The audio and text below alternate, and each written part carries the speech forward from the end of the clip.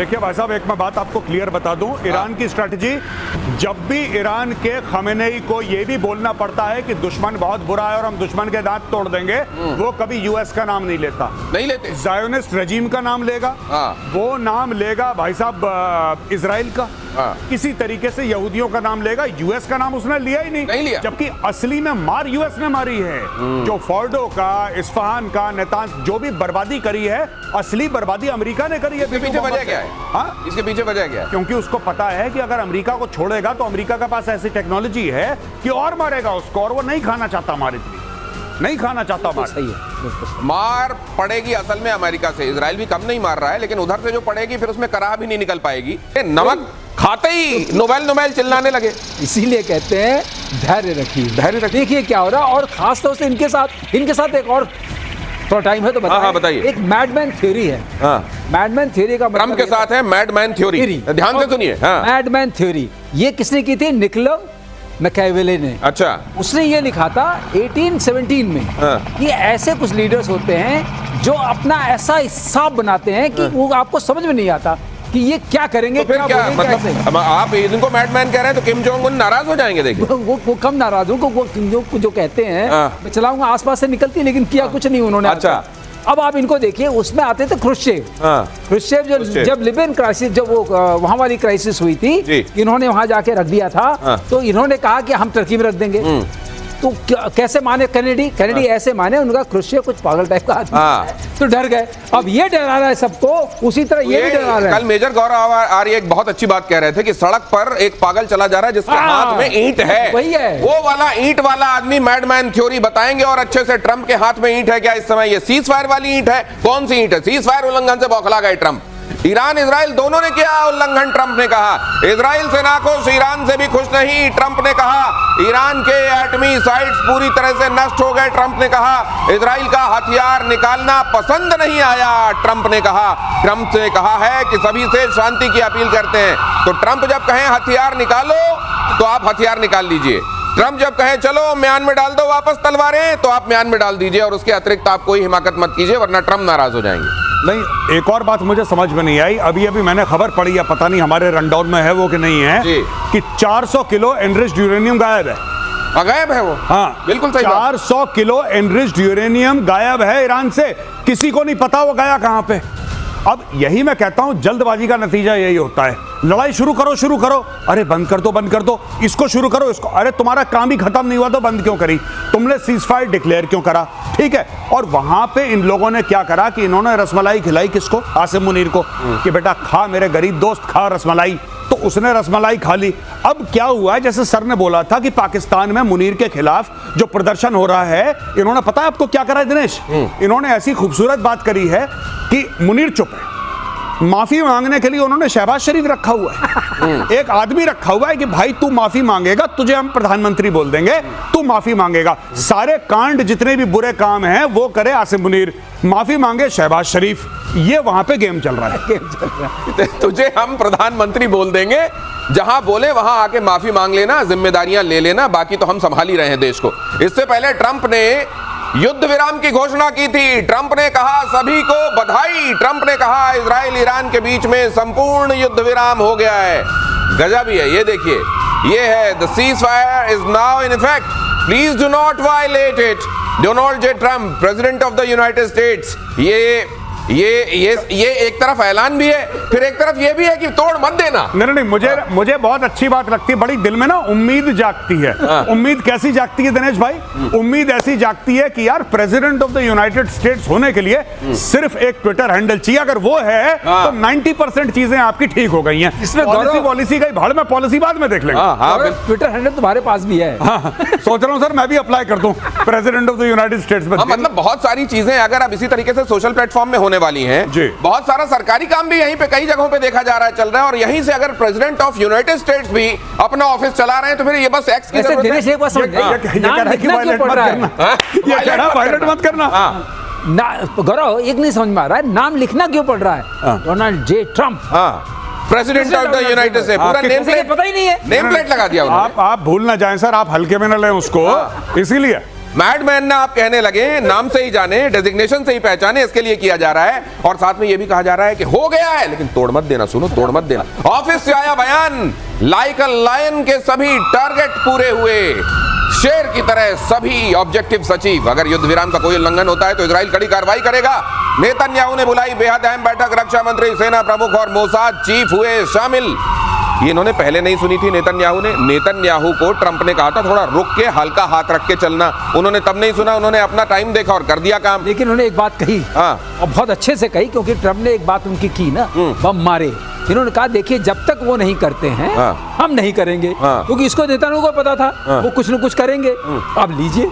लेकिन ये अजीब स्थिति है। उधर उसको कह रहे हैं कि सीज फायर तोड़ दिया, ईरान ने देखो मिसाइलें मार दी, कतर पे भी मार दिया। वो कह रहा है नहीं मैंने नहीं मारी, किसने कह दिया मैंने मारी है? तो इस तरीके से मतलब वो तो सीज फायर पे, तो ट्रंप कह रहा है अच्छा तुमने नहीं मारी, तब तो तुम सीज फायर पे टिके हुए हो यार, तो फिर इजराइल ही गलत कर रही है। गजब स्थिति चल रही है। बिल्कुल। और मैं आपको बता रहा हूं ट्रंप इतना डेस्परेट है नोबेल प्राइज के लिए, वो कह रहा है कि नहीं बस मुझे दे दो। अच्छा, इसको अगर मैं तो कहता हूं कि एक नोबेल प्राइज की कॉपी बना के, खाका बना के इसको पकड़ा दो कि सर आप इसी को मानिए नोबेल प्राइज, ये बिना लिए मानेगा नहीं है। मैं आपको बता, ये बिना लिए मानेगा नहीं। ट्रंप लेकर मानेगा नोबेल प्राइज, चाहे उसको 10 लड़ाइयां शुरू करके सीज फायर करवाना पड़े। ये फालतू में शुरू करेगा, फिर सीज फायर शुरू करेगा, सीज फायर की कोई दे दो, इसको पकड़ते तभी चुप रहेगा। जब 80 साल की उम्र के करीब पहुंच के ये बच्चों वाला हट कि जैसे उसके मुंह में अगर दूध की बोतल डाल दो तो ही चुप होगा, नहीं तो वो रोता रहेगा वाली बात गजब है। अगली खबर देखिए कि सीज फायर को लेकर ईरान के विदेश मंत्री का बयान, हमारी फोर्स आखिरी मिनट तक इजराइल को सजा देगी, सभी ईरानियों के साथ जांबाज सशस्त्र बलों का आभार, ईरान खून की आखिरी बूंद तक लड़ेगा, हमारे सैनिक देश की रक्षा के लिए तैयार, दुश्मन के हमले का आखिरी क्षण तक जवाब दिया जाएगा। खामनेई ने तो यह भी कह दिया कि हमने जंग जीत ली, हम शिकस्त खाने वाली कौम ही नहीं। बस कहानी खत्म। यही चीज तो पाकिस्तानी कहते हैं। आप पाकिस्तानियों को जितना भी मारिए वो कहते हैं हम जज्बे वाली कौम है, हम हार ही नहीं सकते। अब इसके देखिए, ये तो ऐसा लॉजिक आपने दे दिया बेसर पैर का,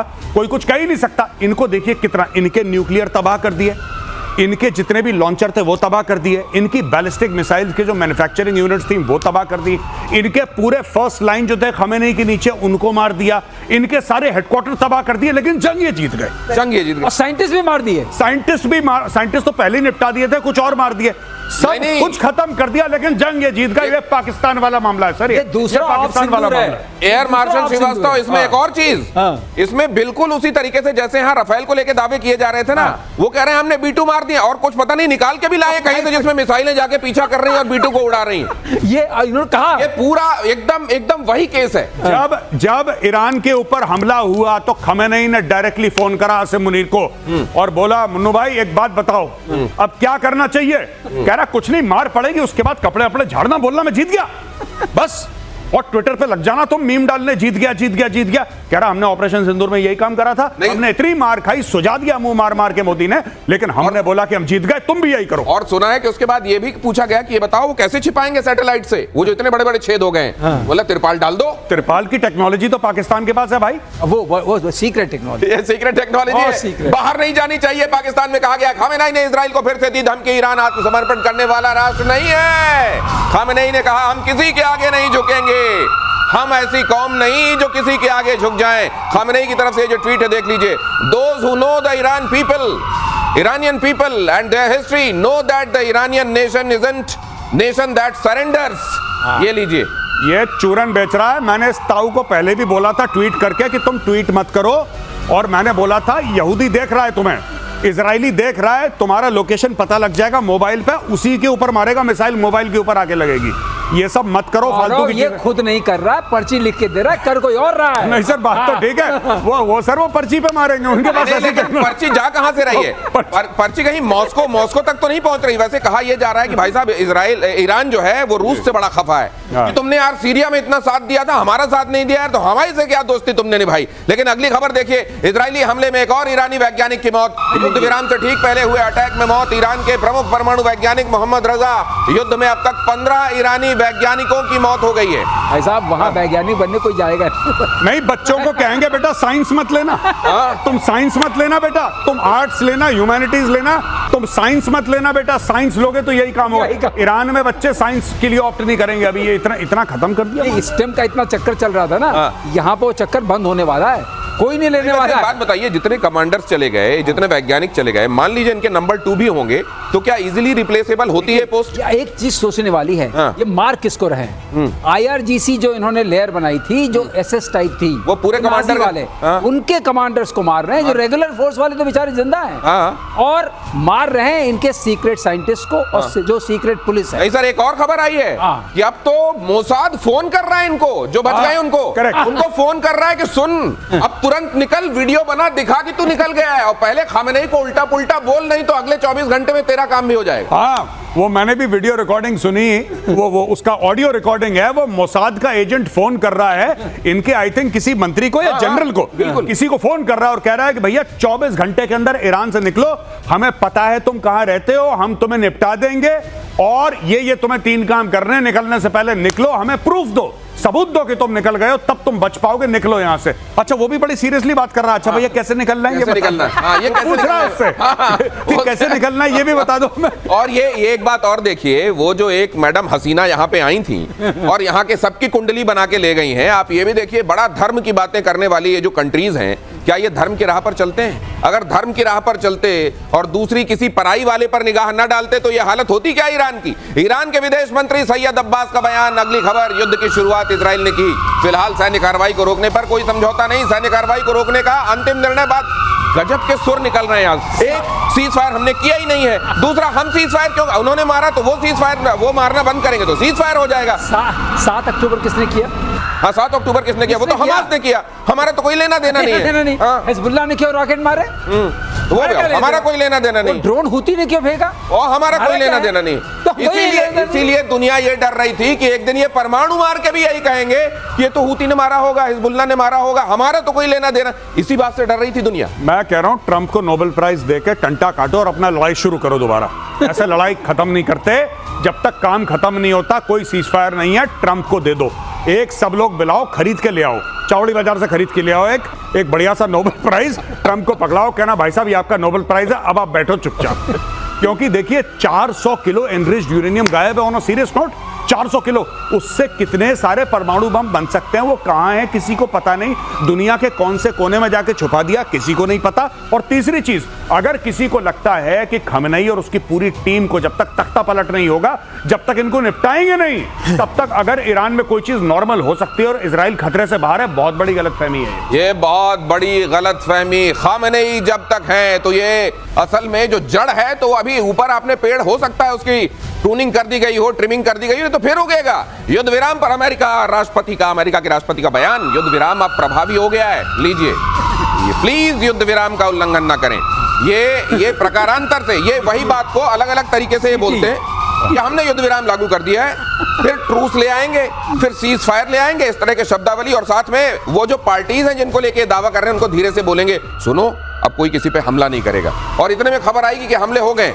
दिनेश प्लीज पर नोट करिए, प्लीज प्लीज प्लीज। पहली बार ट्रम्प ने प्लीज कहा था, और उससे पहले क्या था? Complete surrender. पहले ऑर्डर था, प्लीज पे आ गया, प्लीज पे आ गए। थोड़ी देर में और हाथ जुड़े हुए आएंगे इस टाइप से, और प्लीज मेरे नोबेल का ख्याल रखो यार, ऐसे मत करो। अगली खबर देखिए, कतर ने फिर खोला अपना स्पेस। ईरान और इजराइल में युद्ध विराम के बाद खोला है स्पेस। ईरान ने कतर की राजधानी दोहा में स्थित अमेरिकी बेस पर मिसाइल से हमला किया था, जिसके बाद कतर ने अपना स्पेस बंद कर दिया था। कतर में अमेरिकी सैन्य बेस अब भी हाई अलर्ट पर। कतर कह रहा है, बहुत तेहरान के साथ उसने नाराजगी जताई है, नाराजगी का लेटर दे दिया है, लेकिन तेहरान कह रहा है नहीं हमने तो मारा ही नहीं है। घर की बात है, देखिए साफ सीधी बात है। लेकिन जो ईरान ने मारा, आप ईरान के अंदर खौफ देखिए दोस्तों, ईरान का खौफ ऐसा है कि ईरान ने जब मिसाइल मारी अमेरिकन के ऊपर, तो पहले एडवांस में नोटिस दिया कि भाईजान इतने बजे इतनी मिसाइल हम मारेंगे, तुम बच जाओ। अच्छा, ईरान ऐसा क्यों कर रहा है? ईरान को अपनी जनता को शांत करना है, और पूरा जो OIC के 57 मुस्लिम कंट्रीज हैं उनको यह बताना है कि यार देखो, अमेरिकन के ऊपर सिर्फ मैं हूं जो अटैक कर सकता है, किसी की और औकात नहीं है। और वहां पे चुपचाप, अरे इनमें हिम्मत होती ना दिनेश भाई, अगर इन लोगों में, ईरानियंस में हिम्मत होती, तो जो पर्शियन गल्फ में इनके एयरक्राफ्ट कैरियर हैं, इनके डिस्ट्रॉयर हैं अमेरिकन नेवी के, उसमें मिसाइल मारते, अरे कुछ तो करते। ये नहीं कर, ये पहले एडवांस में बताते हैं, ये डर गए ईरानी। गौरव, एक बात और है, आपने कहां मारा? आपने कतर में मारा, 1000 दूर है, 1000 किलोमीटर दूर। क्यों नहीं मारा बहरीन में? 5th फ्लीट तो खड़ी है ना, मारो, हिम्मत है तो। क्योंकि वो 10-12 मिनट दूर है। अच्छा, इससे क्या बताएंगे, खबर देंगे, उनको खबर नहीं भी दें, खबर लग जाएगी। नहीं, आप बिल्कुल सही कह रहे हैं। उतनी दूर मारने की क्या जरूरत थी? और अब वहाँ जहाज कोई है नहीं। ट्रंप ने थैंक यू बोला, let us know, thank you for letting us know in advance. बहुत बहुत धन्यवाद आपका ईरान, आपने हमें पहले बता दिया। गौरव, जहाज तो निकल गए थे, हम लोग पहले जब शो कर रहे थे, पता नहीं कब निकल के थे, मैंने उसी वक्त आपसे बोला था जहाज निकलेंगे, इसका मतलब मामला खतरनाक है, बम गिरने वाला है। तो जहाज तो निकल गए, ना जहाज ना कुछ। आप अब यहाँ अब वहां कुछ है नहीं, लेकिन फोड़ फाड़ के उधर पे संदेश दे दिया गया कि देखो अमेरिका की कॉलर भी हम पकड़ के आ गए। लेकिन पूछा गया तुमने किया है क्या? नहीं, हमने नहीं किया है। ये खेल जो चल रहा है। अगली खबर देखिए, कतर में अमेरिकी सैन्य बेस पर अटैक से जुड़ी ये खबर। अमेरिकी आधिकारिक सूत्रों से ये खबर आई है, ईरानी हमले में कोई हताहत नहीं है। पहले ही फोन कर दिया होगा, भाई साहब हटा लो, देखो हमारे यहाँ दबाव बहुत है, आपके यहाँ एक आध बम फोड़ने पड़ेंगे, आप अपना सामान हटा लो, हमारी इज्जत रह जाएगी, आपका भी शौक हो जाएगा। ट्रंप ने ट्वीट करा है, थैंक यू बोला ईरान को कि धन्यवाद हमें पहले बताने के लिए। बस ये आया है, ये ट्वीट आया है। उसने ट्वीट करा है, ट्रंप ने ट्रूथ सोशल पे डाला है, फिर उसको फॉरवर्ड करा है एक्स पे यानी कि ट्विटर पे। और एक और चीज, फिर ट्रंप ने इनकी बेइज्जती भी करी है। पहले इनको थैंक यू बोला ट्रंप ने, फिर ट्रंप ने 1 घंटे बाद एक और ट्वीट करा कि जो तुम्हारा हमला था बड़ा हल्का टाइप का था, कुछ अच्छा नहीं लगा, बड़ा ऐसा बड़ा कमजोर टाइप का मरा हुआ सा तुमने हमला करा हमारे ऊपर, आगे से मत करना। मैं वहां थाट लेके बैठा हूँ, पैट्रियट लेके बैठा हूँ, हमला ऐसा करोगी। कह रहे तुमने 12-14 मिसाइल मारी, 13 को तो हमने गिरा दिया और एक तो गलत डायरेक्शन में जा रही थी, उसको हमने नहीं, 14 का बड़ा महत्व है।